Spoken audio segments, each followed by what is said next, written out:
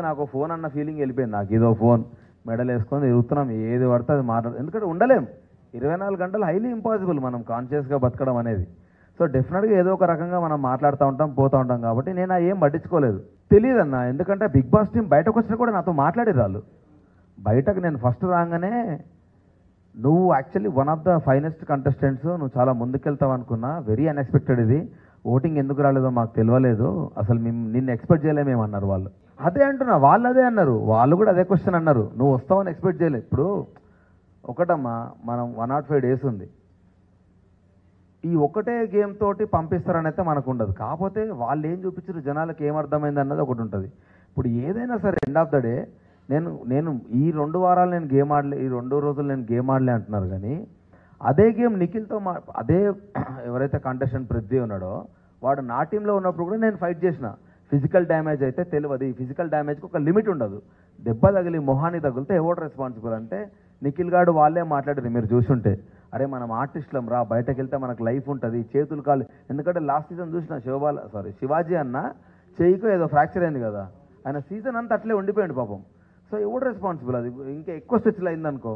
నా దాంట్లో ఉన్న కంటెస్ట్ నబీల్ ఉన్నాడు, నబీల్కి చెయ్యి ఇరిగింది, నబీల్కి నడుము బ్యాక్ ఇంజురీ ఉన్నది.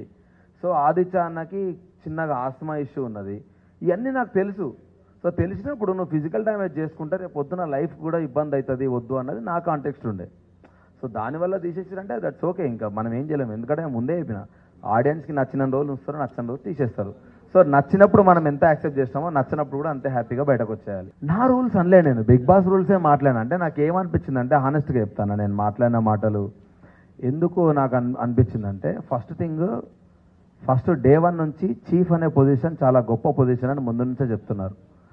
చీఫ్ అనేది చాలా గొప్ప పొజిషన్ అని చెప్పినప్పుడు ఫస్ట్ వీక్ కాదు, ఒక్క నిమిషం, సెకండ్ వీక్లో నేను నామినేషన్ చేస్తున్నప్పుడు డైరెక్ట్ ఒక క్వశ్చన్ అడిగినాను బిగ్ బాస్. విష్ణుప్రియ అని నాగార్జున గారు చెప్పిన పాయింట్ మీద నువ్వు నామినేట్ చేస్తున్నావు, నీ పాయింట్ చెప్పు అని అన్నాడు. నేను ఒకటే మాట అన్నా, నేను హౌస్ కంటెస్టెంట్కి వచ్చిన సార్, నాగార్జున గారు పబ్లిక్ అందరూ అది అనుకుంటున్నారు కాబట్టి చెప్పుంటాడు. సో పబ్లిక్ అందరూ నువ్వు హౌస్లో డౌన్ ఉన్నావు అని చెప్పి అన్నప్పుడు ఇంకా నువ్వు హౌస్కి ఎందుకు అన్నది నా పాయింట్. నామినేషన్ నా సెల్ఫ్ గురించి ఎందుకు వేస్తాను, నీతో నాకు గొడవ ఉంటే నేను ఎందుకు వేస్తా, గేమ్ గురించే మాట్లాడాలి కదా. ఆ పర్స్పెక్టివ్లో మాట్లాడినా నామినేషన్ అనేది హౌస్కి అవసరం లేదు, ఆడియన్స్ నిన్ను హౌస్కి అవసరం లేదు అనుకున్నారు కాబట్టి సార్ నిన్ను ఫ్లాప్ దాంట్లో పెట్టిండు. సో ఆడియన్స్ అనుకున్న తర్వాత డెఫినెట్లీ హౌస్కి ఎందుకు ఇంకా నువ్వు అన్నది నా పాయింట్. ఎందుకంటే గేమ్ ఆడేదే ఆడియన్స్ గురించి కదా. సో ఆ పర్స్పెక్టివ్లో నేనేం చెప్పినా అంటే, చీఫ్ అనేది అంత గొప్ప పొజిషన్ అయినప్పుడు, చీఫ్ని జనాలందరూ ఎన్నుకున్నప్పుడు, చీఫ్ అనేటువంటి ఒక లీడర్ అయినప్పుడు, లీడర్ హౌస్కి అవసరం లేదని ఎట్లా అంటారు? అది నా పాయింట్ ఉండే. కాకపోతే మీరు ఏం చెప్పవచ్చు అంటే, ఇప్పుడు ఇద్దరు చీఫ్లు ఉన్నారు, ఒక్కడే నామినేషన్లో ఉన్నాడు, ఇంకొకడు నామినేషన్లో ఉంటాడు అంటే అది నాకు ఫెయిర్ అనిపించేది. కానీ నువ్వు ఇద్దరు నామినేషన్ వచ్చినాక, నామినేషన్స్ అన్నీ అయిపోయినాక నువ్వు డైరెక్ట్ ఎలిమినేట్ అవ్వాలి అని అంటే అది నాకు కంప్లీట్లీ అన్ఫేర్ అనిపించింది. చీఫ్ గొప్ప పొజిషన్ అని మీరే చెప్పుకుంటా ఆ చీఫ్ నామినేట్ చేసుకోవాలి అన్న కాంటెక్స్ట్ నాకు నచ్చలేదు. సో అట్లా ఒకదాని మీద ఒకటి లింకప్ అయినాయి. ఇంకోటి, ఆ వీడియో ఏదైతే మొత్తం ప్లే చేసినారో, నాకు కొన్ని వాటర్ ఉన్నాయన్న, దాంట్లో 80% మేము జోక్గా మాట్లాడుకునే ఉన్నాయి, ఒక 2-3 నేను సీరియస్గా మాట్లాడినా. దాని పక్కన మిగతా జోక్గా మాట్లాడినవన్నీ యాడ్ ఆన్ చేసి మ్యూజిక్ యాడ్ చేసారు. ఆ జోక్గా మాట్లాడిన దాంట్లో ఫన్నీయెస్ట్ థింగ్ ఏంటంటే, నాకంటే అధ్వానంగా మాట్లాడిన వాళ్ళు చాలామంది ఉన్నారు. అవి ఏం ఇప్పుడు వాళ్ళ పేర్లు చెప్పాలి, లోపల ఉన్నారు కాబట్టి, కానీ వాళ్ళు డైరెక్ట్ చాలా ఘోరంగా మాట్లాడారు. ఇదేం ఇంకా మాట్లాడొద్దులే కానీ మళ్ళీ వాళ్ళ గురించి ఎందుకు అవుతుంది కానీ, వాళ్ళు ఇంకా టూ మచ్గా మాట్లాడారు. నేనన్నా మజాక్లో మాట్లాడినా, వాళ్ళు చాలా సీరియస్గా ఉన్నారు. నేనుండా, నాకేం అవసరము, ఏదో షోనా, ఇట్లా మాట్లాడిన వాళ్ళు ఉన్నారు. దుప్పట్లది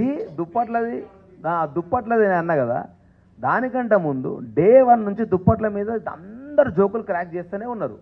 నేను ఎలిమినేట్ అవ్వడం వల్ల నా డైలాగ్ వాళ్ళు వేసారు, కానీ నాకంటే ఇంకా అధ్వానంగా మాట్లాడిన వాళ్ళు ఉన్నారు. అవి అయి ఉండొచ్చు. నేనే చెప్పిన కదా, నేను ఫిజికల్ టాస్క్ నేను ఆడతా, not for the cause of damaging my body.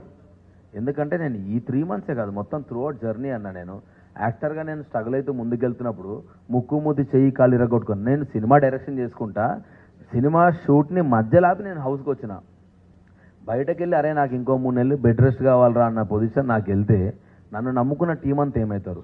So డెఫినెట్గా నాకు ఇబ్బంది అవుతుంది. అది కూడా ఎందుకంటే ఫస్ట్ యాక్చువల్గా చూస్తే ఫస్ట్ ఉరికినా నేను, కానీ పృథ్వీ గురించి ఆల్రెడీ నాకు తెలుసు కాబట్టి వాడు నన్ను అటాక్ చేసిన విధానం నన్ను ఎంత ఘోరంగా డిఫెన్స్ చేసిందంటే కన్నుకు దాకింది, నడుముకు దాకింది, షోల్డర్కి దాకింది. ఆ పెయిన్ స్లోగా తెలుస్తుంది నాకు. సో నేను ఇంకా అటాకింగ్కి వెళ్ళినా అంటే వాళ్ళు ఫస్ట్ టార్గెట్ నన్నే పెట్టుకున్నారు. అది ముందే తెలిసింది, వాడిని ఆపండ్రా ఫస్ట్ అని. సో నాకు తెలిసినప్పుడు నేను వెళ్తే మళ్ళీ ఇంకెక్కువ అటాక్ చేస్తారు. సో నేను ఎక్కువ డ్యామేజ్ చేసుకోదలుచుకోలేదు. నెక్స్ట్ ఇంకా టాస్కులు ఉంటాయేమో. అండ్ ఇంకోటి, ఆ టాస్క్ 2 రోజులు అవుతాయని కూడా ఎక్స్పెక్ట్ చేయలేదు నేను. 1 డే అవుతుందేమో, అయిన తర్వాత మనకి ఇంకేమైనా ఆప్షన్ ఉంటే చేద్దామని అనుకున్నా. నేను ఫస్ట్ డే డౌట్గా గివప్ ఇచ్చిన కాబట్టే బ్యాలెన్సింగ్ టాస్క్ రాగానే ఎస్ ఇదైతే బ్రెయిన్ గేమ్ కాబట్టి హ్యాపీగా ఆడొచ్చని నేను ఇమ్మీడియట్లీ దాంట్లో జంప్ అయిన తర్వాత మేము అనుకున్నట్టే మేము గెలిచిన తర్వాత నేను ఇంకా మళ్ళీ ఎక్కడ ఫీల్ అయినా అంటే, ఫస్ట్ రౌండ్ వాళ్ళు గెలిచినప్పుడు వాళ్ళు ఒక ఎలిమినేట్ చేసే ఆప్షన్ ఇచ్చారు. సెకండ్ రౌండ్ మనం గెలిచేస్తే ఫస్ట్ పృథ్వీగాని తీసేస్తే హ్యాపీగా ఆడుకోవచ్చు. వాడు ఇట్లా మొత్తం ఇట్లా ఒక బుల్లాగా ఎగురుతున్నాడు అందరి మీదకి, వాడిని తీసేయాలనేది మా పాయింట్. అందుకనే మా వాళ్ళందరూ మా గుడ్లు ఎక్కువ రాగానే డ్యాన్స్ చేద్దాం, ఇట్లా ఫుల్ ఎగురుదాం, ఎంజాయ్ చేద్దాం అంటే విన్ అయినాక ఎగురుదాం. ఇప్పుడు ఏమొద్దు, మీకు డ్యాన్స్ చేయాలనిపిస్తే లోపలికెళ్ళి ఎగరండి, వాళ్ళని ఇన్సల్ట్ చేసినట్టు వద్దు. మనం లోపలికెళ్ళి ఏం చేద్దాం, ఇక్కడ ఏం అవసరం లేదు. మనం ఇప్పుడు హై వచ్చినాం కదా, చూద్దాం రేపు మనకి ఏం ఆప్షన్ ఇస్తారో చూద్దామని అనుకున్నా. మాకు ఆప్షన్ ఇవ్వకుండా మళ్ళీ సెకండ్ టైం వాళ్ళకి ఆప్షన్ ఇస్తారు, మళ్ళీ ఫ్లిప్ అయిపోయినా. ఏది నాకు అగెనిస్ట్గానే పోతుంది అన్నీ. సో ఇదన్నీ ఒకదాని మీద ఒకటి ఇంటర్లింక్ అయినాయి. ఇవన్నీ డిఫరెంట్ సిచ్యువేషన్స్లో మేము మాట్లాడిన మాటలన్నీ ఒక దగ్గర క్లబ్ అయినాయి. సో చూసినా నాకే నీ అమ్మ ఇన్ని మాట్లాడినా నేను అనిపించింది. అంటే అర్థం చేసుకో, ఆ మ్యూజిక్ ఇంపాక్ట్ నేను వేరే సిచ్యువేషన్లో మాట్లాడినా అక్కడ యాడ్ చేయడం వల్ల దాని ఇంపాక్టే మారిపోయింది. ఏమో మాటల వల్ల తీసేసి ఉంటే అయితే 100% అది మాట్లాడకుండా ఉండేవాడిని అని చెప్తా. కానీ వాళ్ళు క్లియర్గా చెప్పిర్రు, ఆ టీం వాళ్ళే నా దగ్గరకు వచ్చిర్రు, మేము నిన్ను ఎక్స్పెక్ట్ చేయలేదు నువ్వు బయటకు వస్తావని, మేము ఫిక్స్ అయిపోయినాం నువ్వు టాప్లో ఉంటావు అని చెప్పేసి అని. సో వాళ్ళకి మాట్లాడాల్సిన అవసరం ఉండదు కదా. ఒకవేళ నేను మాట్లాడిన మాటలు అంత హర్టింగ్ వాళ్ళకు ఉంటే బయటకు వచ్చి మళ్ళీ ఎందుకు నాతో మాట్లాడతారు, ఏం జరిగింది, ఏమైంది, నన్ను క్లియర్గా అడిగి నేను చెప్పిన నా జిందగీలో నేను చపాతీతో దోశలు తినలేను. నా 3 రోజులు చపాతీ దోశ పప్పు. మీకు తెలియదు కానీ ఎంతమంది నా దగ్గరికి వచ్చారే నాకు స్టమక్ అప్సెట్ అవుతుందిరా, నాతో అయితలేదు ఈ ఫుడ్. ఎందుకంటే ఇప్పుడు రికిల్ గాడు వచ్చి ఫుడ్ మేము ఆల్రెడీ మాట్లాడుకున్నాము వద్దురా అని వాడు వచ్చి అన్నాడు కూడా, మనం మాట్లాడుకున్నాం వాళ్ళకి ఇద్దామని. ఇప్పుడు ఎట్లా అంటే సోనియా డిఫెండ్ చేసి రికిల్ గాడు వచ్చి మాట్లాడుతూ ఉంటాం. ఆ ఆకలి మాట్లాడించిన మాటలు కొన్ని సరదాగా జనాలందరితో కలిసి మాట్లాడిన మాటలు కొన్ని. సో ఇది ఫోర్ గ్రౌండ్ అయిపోయినాయి, అవన్నీ బ్యాక్గ్రౌండ్ అయిపోయినాయి.